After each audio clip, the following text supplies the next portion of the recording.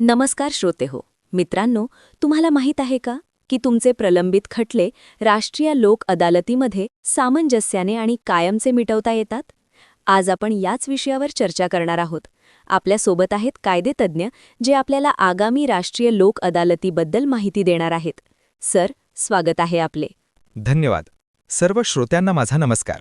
Sir, सध्या सगळीकडे चर्चा आहे ती म्हणजे 14 मार्च 2026च्या लोक अदालतीची. नक्की काय आहे हे आयोजन?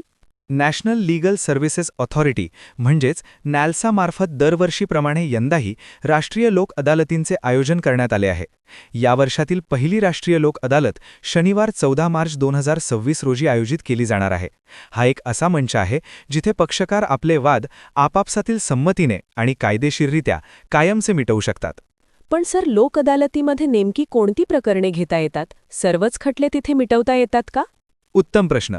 यामध्ये दोन प्रकारचे खटले येतात. पहिले म्हणजे प्री लिटिगेशन, जे अजून कोर्टात गेलेले नाहीत, आणि दुसरे म्हणजे प्रलंबित खटले, जे आधीच न्यायालयात आहेत.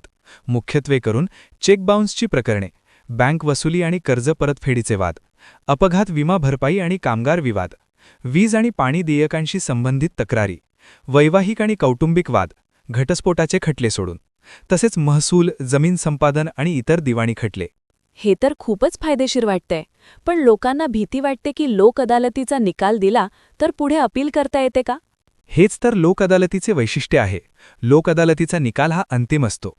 या निकालावर कुठेही अपील करता येत नाही, कारण हा निकाल दोन्ही पक्षांच्या संमतीने घेतलेला असतो. यामुळे वादाचा कायमचा अंत होतो. विशेष म्हणजे जर तुमचे प्रकरण कोर्टात प्रलंबित असेल आणि ते लोक अदालतीत मिटले, तर तुम्ही भरलेली कोर्ट फी तुम्हाला परत मिळते.